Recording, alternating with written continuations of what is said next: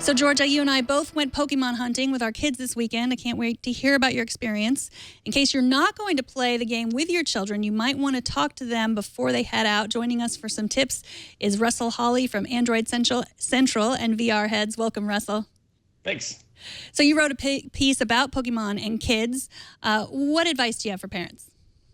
The biggest thing is to use the app to your advantage. You know, if you're not going to go out with your children, then the app records a lot of information about where it is your children have been and what it is they've been doing, and more importantly, when they've been doing it. So you can kind of keep an eye on their safety, making sure that they're not out at 3 o'clock in the morning playing the game if you don't want them to, and making sure they're not in locations that you would prefer them not to be when they're playing. So, Georgia, I guess you could say that at least if they're out at 3 o'clock in the morning and they're playing Pokemon Go, it could be worse things that they're doing. Oh, absolutely. Yeah. In no way is this is this a downside for either party. And it's a tough thing to say, hey, parents, do these things. These are really just, there are a couple of tools that are baked right into the app that make it pretty easy to see what it is that's going on if you are uncertain and you want to take a look. So there's also, you also say, yes, there are all these tools where, you can, if you're uncertain, but there's a lot of things that you can just simply tell your children before they go out. What are some of those things? I think the biggest thing right now is to not go out alone, especially at night, but really just in general, not to go out alone. And it's a lot more fun when you're playing with friends anyway. The other thing to keep in mind is that there is no built-in chat system, and that was intentional. Niantic did that on purpose because there's such a wide range of ages playing this game. So if your child's using a third-party service to chat, make sure that you're aware that they're using it and kind of keep an eye on who it is that they're talking to. So, Georgia, as Russell says, there's no third-party chat system, but there is a lot of impetus, I think, to actually talk to strangers in real life, yeah. which is perhaps a little dangerous. I mean, what do you think about that? Yeah, and I'm writing top 10 tips for parents. I'm just actually stolen Russell's article, and then I'm just writing it for iMore right now. It'll be out tomorrow. I'm joking. I didn't actually steal your entire positive article. That yours is going to be better anyway. So. And so one of the things is that kids really can be lured. So if there's oh my goodness, there's there's a dragonette, or there's a Pikachu, come over here, kids, come with me. That's a serious issue because kids are so excited to do it, and people are very, very friendly. And if you were looking to pinch a child, this would be a way that could happen. So you need to have a talk with your kids. With my kids, I have a really nifty trick. They're attached to my data, so they can only travel 30 feet about away from me without losing connection. And so my kids are always within eyesight, and they're always calling me over. They're not going to travel anywhere without me because they're not catching anything without my data and without my signal. But you want to make sure that you talk to your kids about how they can have fun. It's a lovely experience. People are all out there. You go to a Pokemon stop that's dropping different Pokemon, and you'll see people gather, but you also want to know that this does make it that kids, you can very easily see, because there's such a high level of addiction rate with this type of a game, that they would be really, really excited to do something and may not be thinking about how this could also be dangerous, because people that want to take kids are going to be very, very friendly and offer them something that they want. What about addiction? I mean, this is a game that has no end, right? I mean, it doesn't, you just keep catching them and forever. And there's an element of buying things in it. Georgia, what do you think about that? So I played the game with my kids the other day, and I realized right away that my kids and myself, I don't know Russell and I don't know Megan, I have a lot of fun playing this game, and I can see how this would be something that can be very addictive. The reason that this game is so addictive is that it does not have a reinforcement that's always on or always off. It's an on and off type of reinforcement. So the similar addiction levels to gambling, which means that, you press the button once, you may get a Pokemon, you look again, you don't. And so you want to keep on searching because there could be a Pikachu around the corner, so I'm going to keep on looking and I want to deal with that. If you take a look at the brain when someone is playing with an off and on reward system, it is going wildfire, and it is at the same rates as someone that's dealing with cocaine or a high-level addiction with casino rides. casino games. And so because of that, you really do want to monitor how long your kids are playing this game for. One of the things that you can tell if your kids are playing too much would be, one, track their time. Two would be, are they becoming really aggressive, really upset, or really withdrawn if they're not playing that game? That means that they're getting a lowering of dopamine. So when you're playing something that you get an addiction to, you feel great. You're getting a whole bunch of dopamine. Dopamine's that motivation, happiness neurotransmitter in your brain, which is like brain candy. But then when you stop playing it, you get a drop of dopamine because you've already used that all up. And so you feel sad, you might be a little bit more upset, you might be irritable, you might not be eating. If that's happening with your child, then this may become at the level where you're saying, you know what, we have to curb their level of play or stop them altogether. So, Russell, I know you've been playing with your kids for a while. What are some positive things that you've seen playing with them? And have you seen any drawbacks?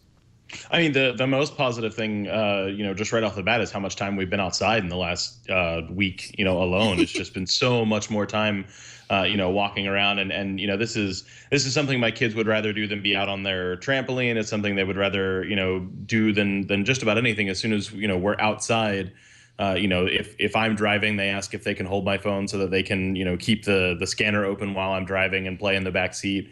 If we stop somewhere, they want to know if there are, Pokestops that they can take a look at while it is that, we're off doing things.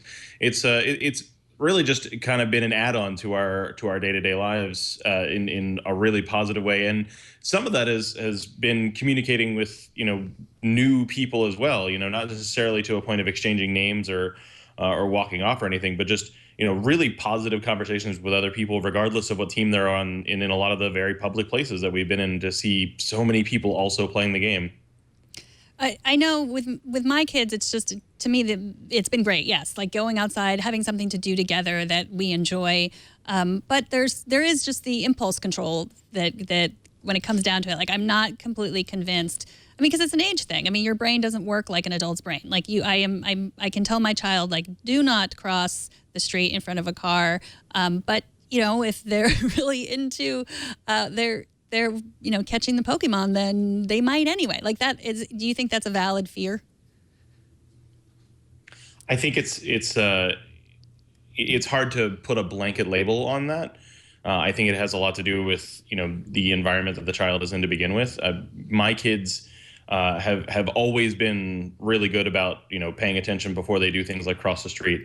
It's something that is just a constant reinforcement for them, and so they almost always do it on their own, regardless of whether there's a distraction around. But it's a problem for adults, not just kids when playing this game to not want to look away from the screen, even though the game kind of encourages it with the battery saver mode. But it's really kind of fascinating to see how many different responses there are. I'm not sure that I could give an answer that would apply to even most children. Right. I know you said that they want to play Pokemon Go and instead of doing anything else, but including, like, I know you guys have a lot of VR headsets. Is Pokemon Go more appealing than the VR that you guys have at home? For right now, yeah, and a lot of that has to do with the newness of it. I think I'm not sure how they will feel about that in 2 weeks. And it's weird that my kids are used to multiple virtual reality headsets in a house. I'm definitely aware of that. But at the same time, there's a really active component to it. There's a constant, I guess, reward system where you're going out and you're finding new things and you're building up a character, and each one of them have their own individual characters now. So it's a really kind of personal thing for them.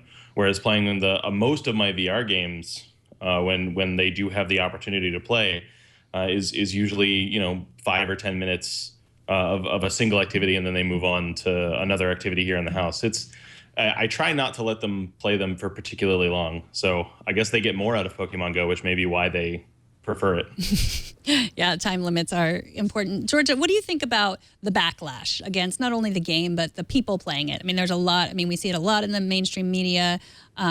We were talking before the show. It reminds me of how people feel about drones. They feel, people are in their personal space. They're not just angry about the game, but angry about the people playing the game. What do you make of that? Here's a good, you tweeted this sign that which is pretty amusing.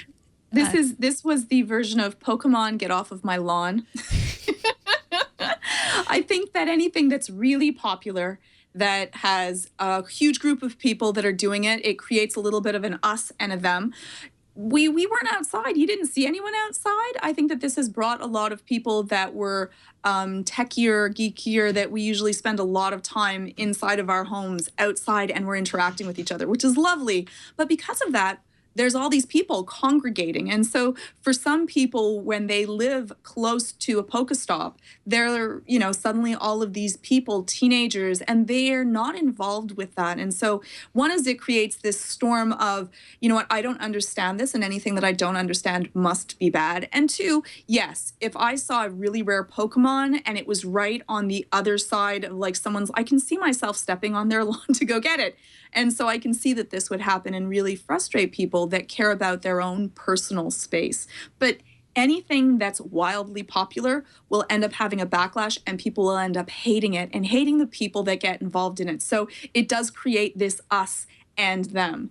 And so when you're with it, the people that are there, we gather at a Pokestop, and it's like, I think it's adorably cute. You see all these people coming out from the woodworks when someone set a lure to a Pokestop, and then suddenly there's 20 people congregated, walking around, chatting, saying, oh my gosh, I found this creature over here, come over here, take a look. And it's adorably fun, but I can see that people that are not involved in this, they feel like, I don't understand this, this must be bad. And, people are going into police stations searching for Pokemons. They're having to stop people from churches, because most of the stops are churches and other, places where people congregate. And that could be upsetting to that, because, the people that are running the church, they might be happy that people are going back to church. Maybe this would be a good thing. But I think that it also causes that backlash of, we don't understand this, and we don't like to see all these people gathered in groups at all hours of the night. There's people in parks. The security levels and the policemen and the security patrols are out there. Now, if they're playing Pokemon Go, then they're happy, which a lot of them are. But if they're not, this is a lot of business of people calling. And so it does create a little bit of a nuisance, because it keeps our police officers and security patrols very busy with shooing people away from areas that they shouldn't be late at night. Well, Russell, what do you think about privacy? Is there an issue there for kids in the app?